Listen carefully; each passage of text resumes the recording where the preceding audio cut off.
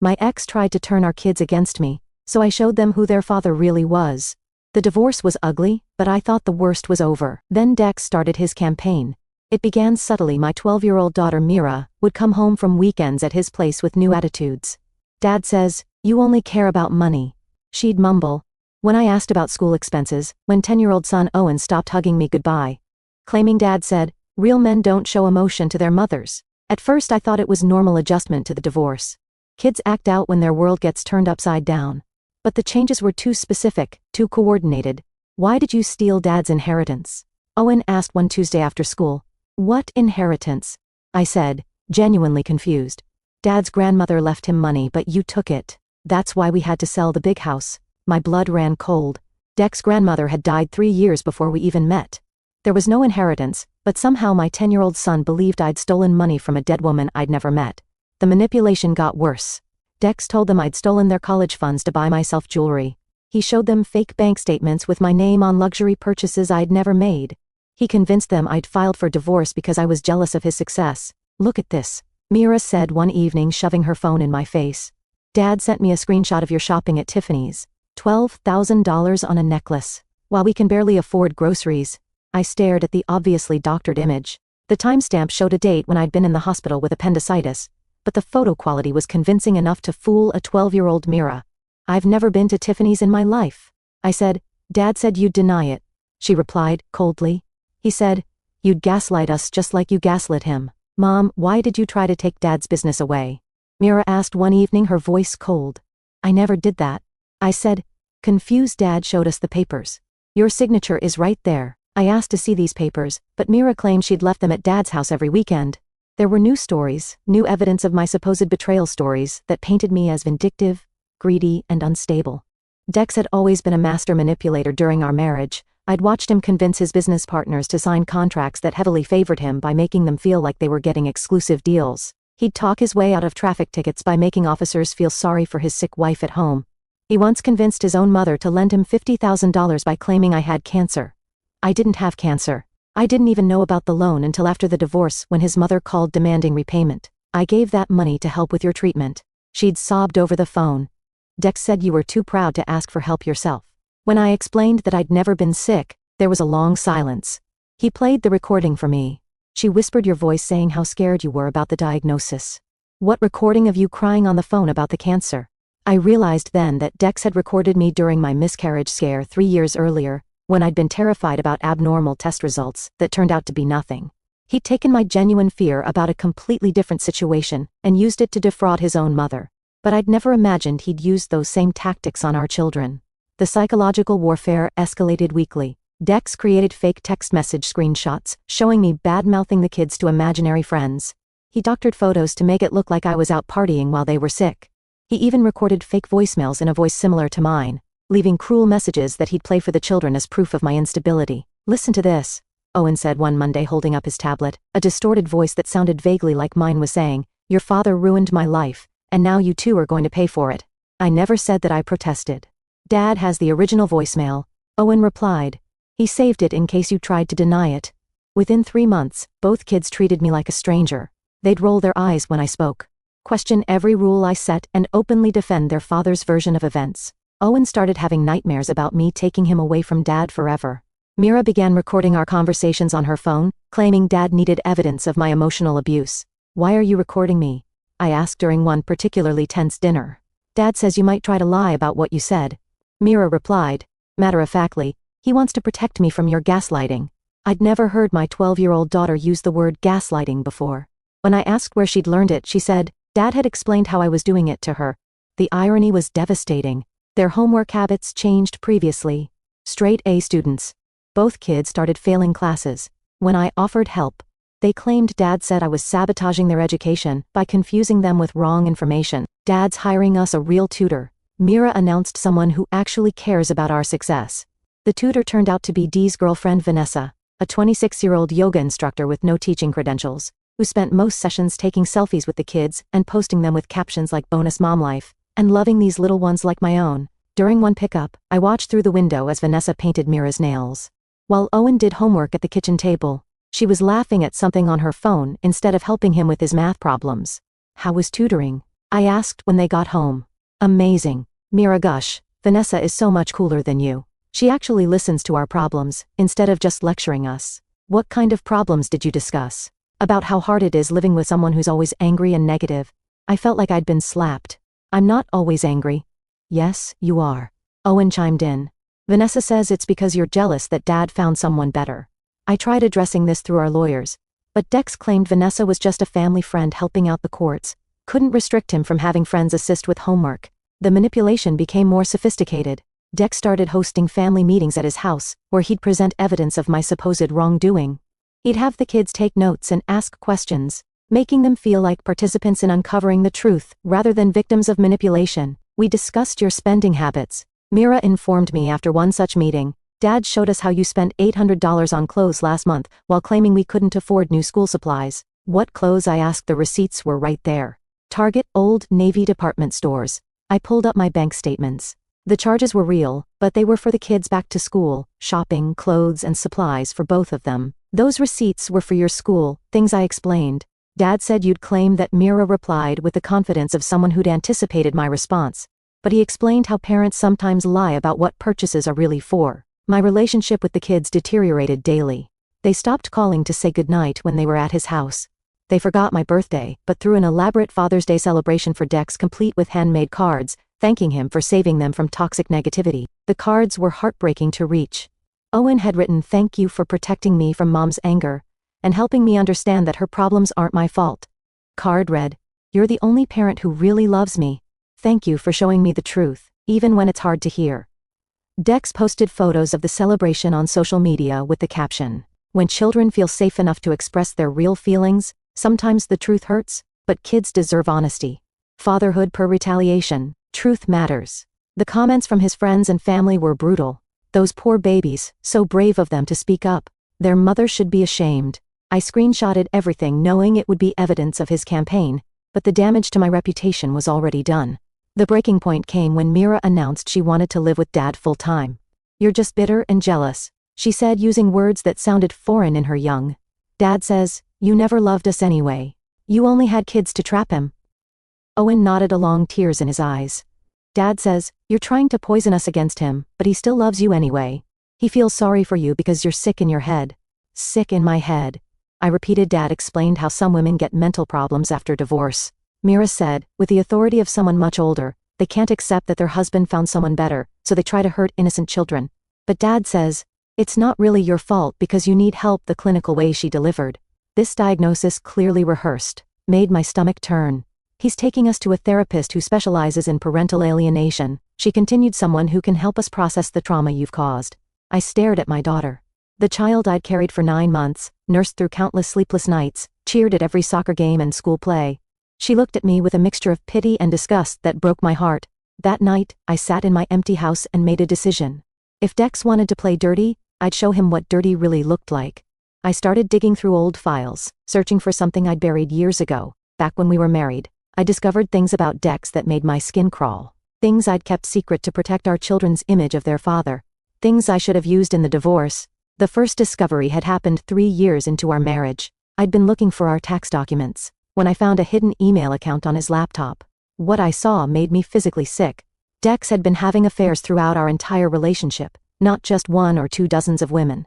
He documented everything, like trophies, photos, videos, detailed emails, describing what he'd done with each woman. Some were taken in our own bedroom while I was at work, but that wasn't the worst part. The worst part was reading his messages to these women about me. How I was pathetic and clingy. How he'd only married me because his father threatened to cut off his inheritance if he didn't settle down by 30. How he planned to divorce me once the kids were old enough that it wouldn't affect his image or his financial obligations. "My wife is so naive," he'd written to a woman named Celeste. "She actually believes I love her. Sometimes I feel bad for how easy it is to fool her, but she's useful. Good mother keeps house, doesn't ask questions. Perfect cover for what I really want." Another message to a different woman. "The kids are props. Necessary for the family man image, but honestly just expensive and annoying. Thank God their mother does all the actual parenting. I just show up for photos and school events when other parents are watching." To a woman named Rebecca, "Elena thinks we have this perfect marriage because I tell her what she wants to hear. Women are so desperate to believe in fairy tales. A few flowers, some sweet words, and she'll forgive anything. It's almost too easy. The most devastating message was to someone called Miranda. I've trained Elena not to question me by making her feel guilty. Whenever she gets suspicious, I tell her she's being paranoid or insecure, and she immediately apologizes. It's pathetic how well it works. She'd rather live in denial than face the truth about what I really think of her. I'd confronted him that night. He'd cried, begged for forgiveness, promised it would never happen again. He'd convinced me that the other women meant nothing, that I was overreacting to harmless flirtation. You're taking these messages out of context. He'd sobbed. I was just trying to impress them. Men say stupid things when they're trying to get laid. It doesn't mean anything. You called me pathetic. I'd whispered I was being an asshole to sound cool. You know, I think you're amazing. Look at my actions, not some stupid emails to women who don't matter. He'd spent weeks proving his love, flowers, romantic dinners, heartfelt apologies. He'd even suggested couples therapy to rebuild our trust like an idiot. I believed him. I should have left. Then instead, I stayed for the kids. The second discovery came a year later. I was organizing his office when I found a flash drive hidden behind his diploma. The contents were worse than the affairs. Dex had been embezzling money from his father's construction company for years. Fake invoices, phantom employees diverted payments. He'd stolen over $400,000. His father trusted him completely, had even made him company treasurer, never suspecting his son was bleeding. The family business dry. The scheme was sophisticated. Dex had created shell companies with names similar to legitimate suppliers. He'd submit invoices for materials, never delivered, approved payments to employees who didn't exist, and skim percentage from every major contract. But Dex had gotten creative with covering his tracks. He'd been using my name and social security number for some of the fake accounts. If anyone discovered the theft, all evidence would point to me. Bank statements, tax documents, business filings, all showed me as the perpetrator. He'd even forged my signature on loan applications, creating a paper trail that made me look like the mastermind behind the embezzlement scheme. One particularly damning document showed me as the sole owner of a company called EM Construction Solutions, using my initials that had received $80,000 in fraudulent payments over 6 months. The bank account was opened with my stolen identity, complete with fake ID documents, using my photo. I was terrified. I made copies of everything and hid them, but I couldn't risk exposing him, not when he'd framed me as his accomplice. If the truth came out, I'd go to prison while he claimed to be another victim of my greed. The third discovery was the most disturbing. 2 months before I filed for divorce, I found photos on his phone that made my blood freeze. Pictures of our children's friends during sleepovers. Close-ups of 12 and 13-year-old girls in their pajamas taken without their knowledge. Some photos were taken through the bathroom, keyhole. Others showed girls sleeping, their blankets carefully adjusted to reveal more skin. There were hundreds of images, all of children who trusted him as a friend's father. The photos were organized into folders by child's name. Each folder contained dozens of images taken over multiple visits, suggesting a systematic pattern of behavior. The worst folder was labeled Best Shots and contained the most invasive images. Close-ups of sleeping children, photos taken from under stairwells, looking up images captured through slightly open doors. I'd grabbed the phone and run to the police station that very night. When Detective Morrison reviewed the images, he explained that while disturbing, they weren't technically illegal. No nudity, no direct contact, just a creepy father figure with a camera. This is clearly predatory behavior, Morrison said carefully, but without evidence of physical contact or explicit images, we can't make an arrest. What if he's already hurt someone? I asked. We have no evidence of physical contact, Morrison said, but we'll keep this file open. If any parent reports inappropriate behavior, we'll have documentation of a pattern. He'd given me his card and told me to call immediately if I noticed any escalation. Keep him away from those children. The detective advised, and document everything. If this escalates, we'll need evidence of a pattern. That night, I told Dex I wanted a divorce. I didn't mention the photos. I was terrified. He'd destroy evidence or worse, escalate his behavior if he knew I'd discovered them throughout our divorce proceedings. I kept his secrets. I let him paint me as the unstable wife who'd left him for no reason.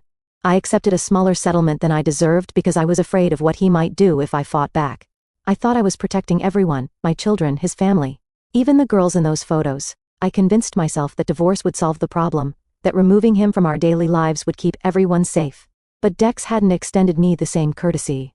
He'd systematically destroyed my relationship with our children, using lies and manipulation, turning them into weapons against me. Now, sitting in my attic with all this evidence spread before me, I realized my mistake.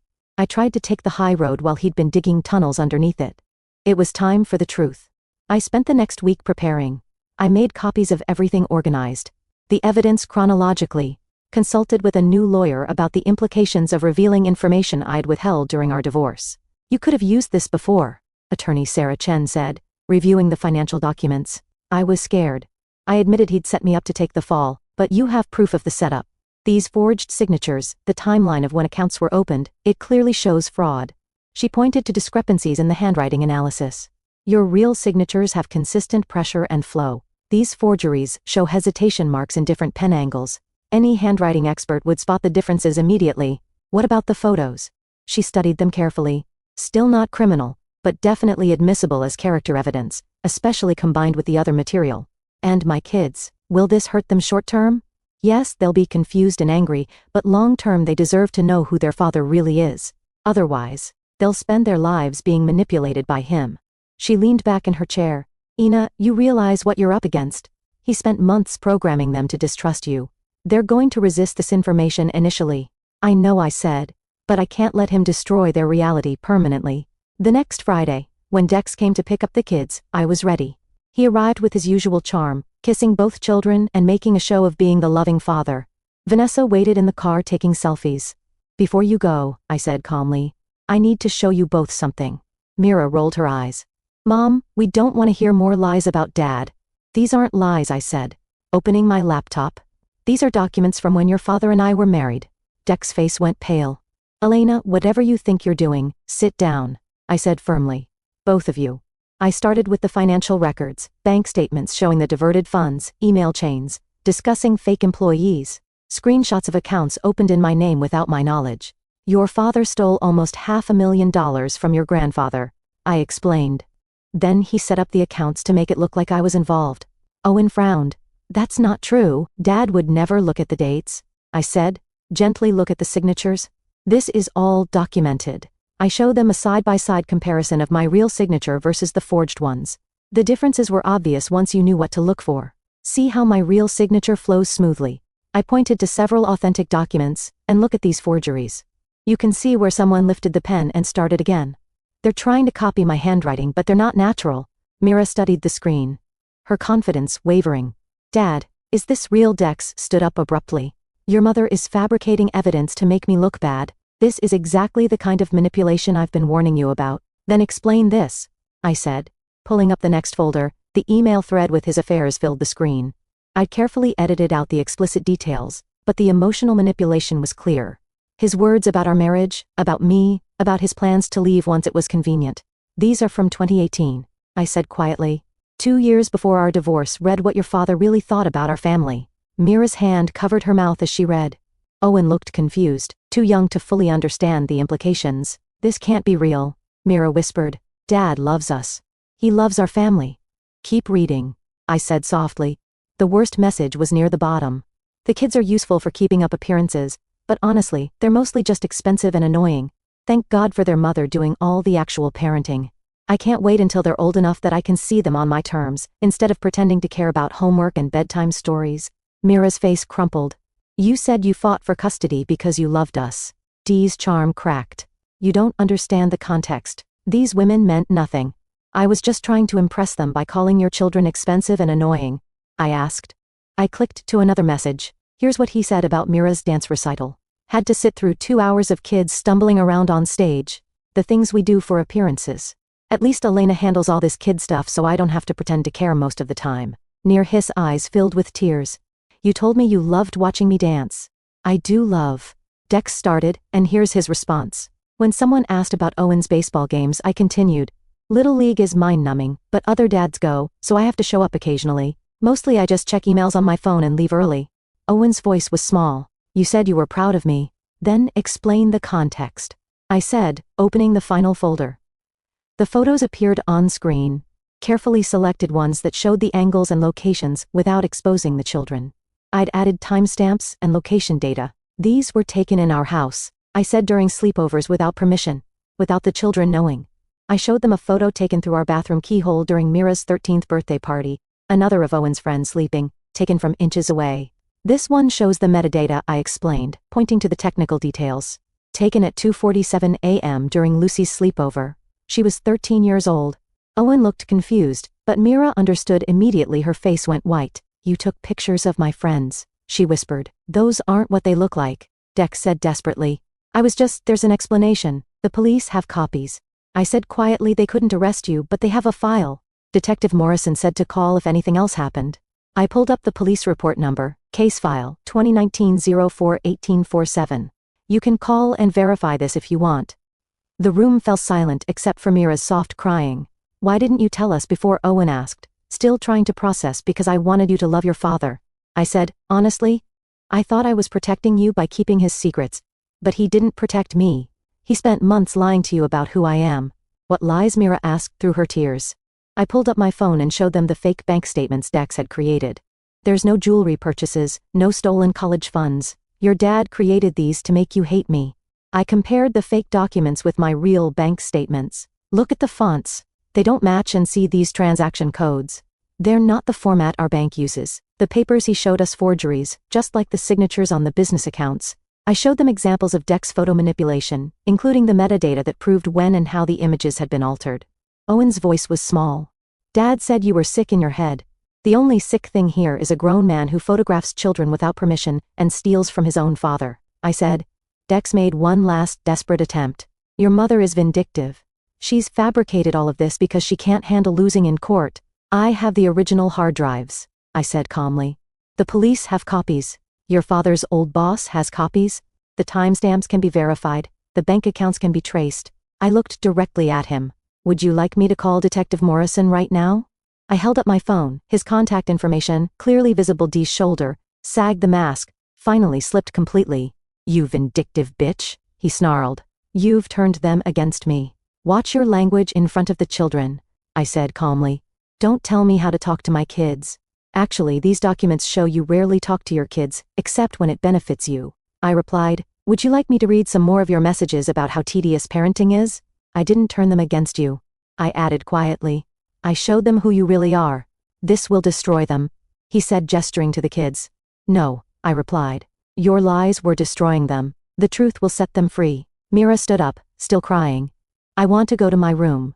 We can talk about this, I said gently. Or we can wait until you're ready. I need to think, she said. Owen followed his sister upstairs, shooting confused glances between his father and me. Dex and I sat in silence for several minutes outside. Vanessa honked the horn impatiently. You've destroyed my relationship with my children, he said. Finally, you destroyed it yourself, I replied. I just stopped covering for you. What do you want? I want you to stop lying to them about me. I want you to get therapy, and I want you to understand that if you ever manipulate them again, all of this goes public. You're blackmailing me. I'm protecting my children from their father, something I should have done years ago. They'll never forgive you for this. Maybe not, I said. But at least they'll know the truth. You've ruined their innocence. You ruined it when you decided to use them as weapons against me.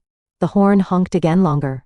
This time your girlfriend's waiting, I said. This isn't over, Dex said, standing up. Yes it is, I replied. The only question now is whether you want to rebuild an honest relationship with them or lose them completely. That weekend, Dex didn't take the kids. He called and said he needed time to think. The following Monday, Mira came to me before school. Mom, I'm sorry. I said those things about you not loving us. You don't need to apologize, I said, hugging her. He's very good at making people believe him. Were you scared? She asked. When you found all that stuff. Terrified, I admitted. But more scared of losing you forever. Why didn't Dad want us to know? Because the truth would have ruined his plans. He wanted to be the good parent while making me the villain. I feel so stupid. She said. All those things he showed us, I should have known they were fake. You're 12 years old, I said gently. It's not your job to fact-check your father.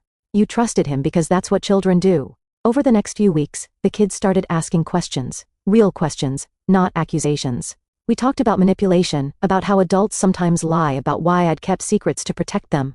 Owen struggled more than Mira. He was younger and his image of his father had been less complex. Gradually, he began to understand why certain things had never made sense. Why did Dad always have meetings? When I had baseball games? He asked one evening because he only showed up when other parents were watching. I said, gently. He cared more about looking like a good father than being one, but he said you wouldn't let him come. When did I ever stop him from going to your games? Owen thought about it. You didn't. You always asked if he was coming. That's right. And you always packed extra snacks in case he wanted to stay after I did. But he never stayed, Owen said quietly. He always left before the game ended. The healing process was complicated. Both kids went through stages of grief, denial, anger, bargaining, depression. Some days they were furious with me for destroying their image of their father. Other days they were angry with him for lying. Most days they were just confused and hurt. I enrolled them in therapy with Dr. Patricia Williams, a specialist in parental alienation recovery. She helped them understand that both their love for their father and their anger about his deception were valid feelings. Children aren't supposed to have to choose sides.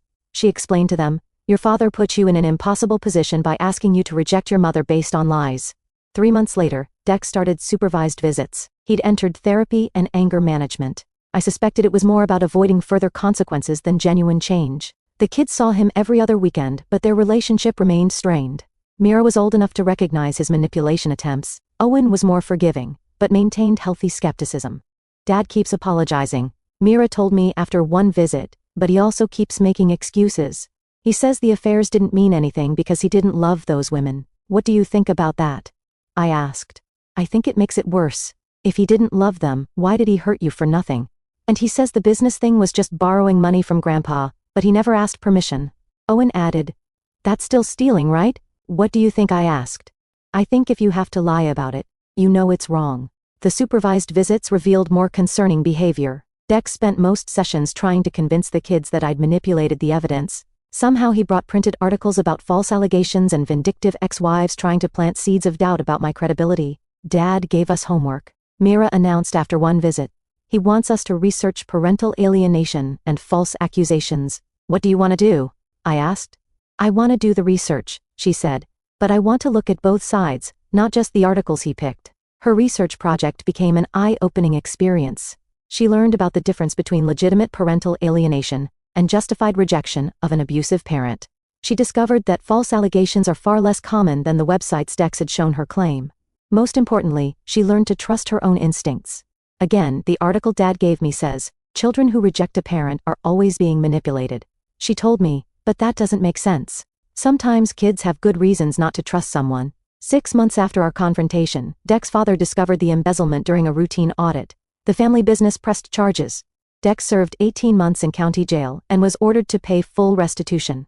The investigation revealed even more crimes. Dex had also been skimming from client escrow accounts and falsifying insurance claims. The total amount stolen exceeded $600,000. During his sentencing, I sat in the back of the courtroom with both kids. They'd asked to come, said they needed to see it. When the judge read the sentence, Mira squeezed my hand. "Do you feel bad for him?" She whispered, "I feel bad for the person I thought he was." I said, "Honestly, but not for the person he actually is." "I feel bad for Grandpa," Owen said quietly. "Dad stole from his own family." "Grandpa said he's not angry at us," Mira added. "He knows we didn't know." Dex's father had reached out after the arrest, apologizing for not believing me during the divorce. "I should have listened. When you tried to tell me something was wrong," he'd said. "I was so focused on protecting my son that I failed to protect my grandchildren." After his release, Dex moved across the country for a fresh start. The kids talk to him occasionally, but they understand now who he really is. They're polite but distant, no longer vulnerable to his manipulation. The healing process was long and complicated. Both kids needed therapy to process the betrayal and learn to trust their own judgment.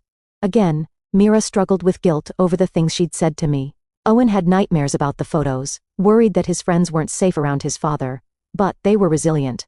Slowly, they rebuilt their sense of reality without Dee's distortions. Dr. Williams helped them understand that their father's behavior wasn't their fault. That loving someone doesn't mean accepting abuse or manipulation. You can love your father and still recognize that his actions were wrong. She explained, love doesn't require blind loyalty. The kids also learned to recognize manipulation tactics, not just from their father, but from anyone who might try to exploit their trusting nature.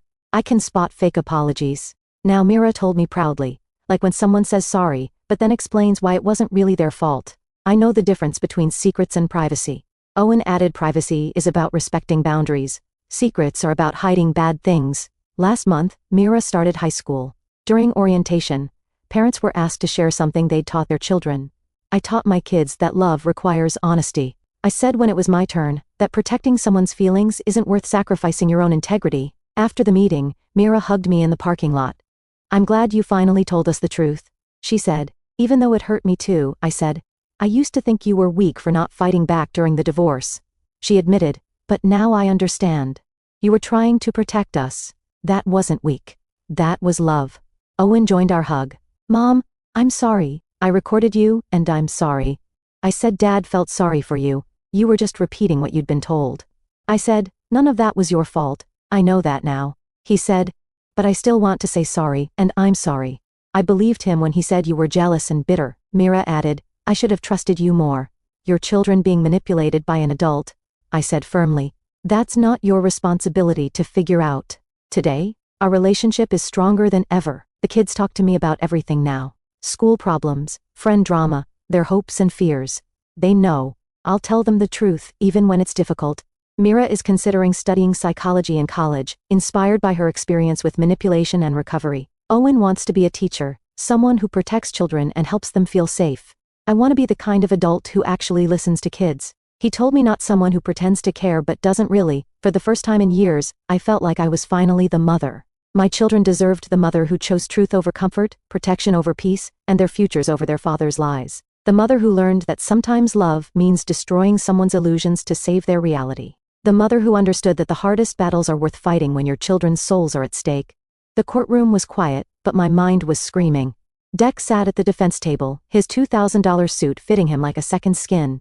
He looked like the perfect father, the grieving, betrayed hero he had played for our children over the last 6 months. I looked at my children sitting in the front row. Mira, 12, wouldn't meet my eyes. Owen, 10, clutched a tablet Dex had bought him, looking at me with a mixture of fear and coldness.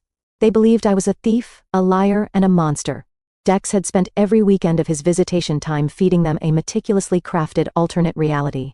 Dad says you stole our college money, Owen had whispered to me a week prior. Dad showed us the papers, Mom, Mira had added, her voice trembling with a maturity she shouldn't have had to possess. You tried to bankrupt him. I hadn't fought back with words. I knew I couldn't out-talk a master manipulator. I had spent that time in the dark, in my attic, digging through the digital and physical ghost of our marriage. Your Honor, I said, standing up. My hands were cold, but my heart was a furnace. I'd like to present evidence regarding the defendant's claim of parental alienation and his financial disclosures. Dex smirked. He thought he'd covered his tracks. He thought the doctored Tiffany's receipts and the fake voicemails were enough. I'm submitting 3 folders, I said. The first contains the original server logs from the defendant's father's construction company. Dex's smirk didn't just fade, it vanished. These logs prove that Mr. Vance didn't lose his inheritance because of me. They prove he embezzled $400,000 from his own father. They also show that he used my social security number to open the shell accounts, effectively framing me for his crimes while we were still married. The second folder, I continued, contains the metadata from the evidence he showed our children. The photos of me partying were taken 3 years before we even separated, edited with a simple filter to change the lighting. The voicemails? Generated using an AI voice cloning software. I have the browser history from his laptop to prove he accessed the site 48 hours before playing them for Owen. The silence in the room was absolute. Even the court reporter seemed to stop breathing. And the third folder, I said, my voice cracking for the first time. The third folder is the reason I am asking for a permanent restraining order and a full suspension of visitation. I pulled out the photos I'd found hidden on the flash drive, the ones I'd shown the police, the ones that had been deemed not criminal but predatory. These are photos taken by the defendant during our daughter's sleepovers, through keyholes under doors, while children were sleeping. He told Mira I was unstable and sick to ensure she would never tell me if she caught him. He used her fear of me to protect his own sickness. I looked at Mira. She was staring at the folder in my hand, her face white as paper. Dex tried to stand, but his own lawyer grabbed his arm, pulling him back down. The mask hadn't just slipped, it had shattered. Dad? Owen's small voice broke the silence. He looked at Dex, then at the tablet in his lap as if it were a poisonous snake. I kept your secrets to protect their image of you, Dex, I said, turning to face him. I thought I was being the bigger person, but you used my silence to build a cage for them. The cage is open now. Judge Williams spent 20 minutes reviewing the files. When she looked up, her eyes were like ice. Mr. Vance, she said, her voice low and dangerous. I am referring this matter to the district attorney for immediate fraud and embezzlement charges. Regarding the images, while they may not meet the threshold for a criminal obscenity charge in this state yet, they certainly meet the threshold for a total loss of custody. She banged her gavel. Visitation is suspended indefinitely. Protective services will be notified for a full welfare check on any minor who has stayed in your home. Dex was let out in handcuffs for the financial crimes, snarling at me, his charming father persona replaced by the face of a cornered animal. I walked over to the front row. Mira and Owen didn't move at first. Then Mira stood up and walked toward me. She didn't say anything, she just buried her face in my shoulder and sobbed. Owen followed, clinging to my waist. "I'm sorry," Mira whispered. "I'm so sorry." "It's not your job to be sorry, Mira," I told her, stroking her hair. "It was never your job to figure out the truth, that was mine." It took a year of therapy, a year of rebuilding, and a year of Dex's father finally seeing the truth and helping me restore our children's college funds. Dex is serving time now, and Vanessa, the bonus mom, disappeared the moment the bank accounts were frozen. The kids have their straight A's back, they have their smiles back. But most importantly, they have the truth. Would you like to know what happened when Dex tried to write them from prison?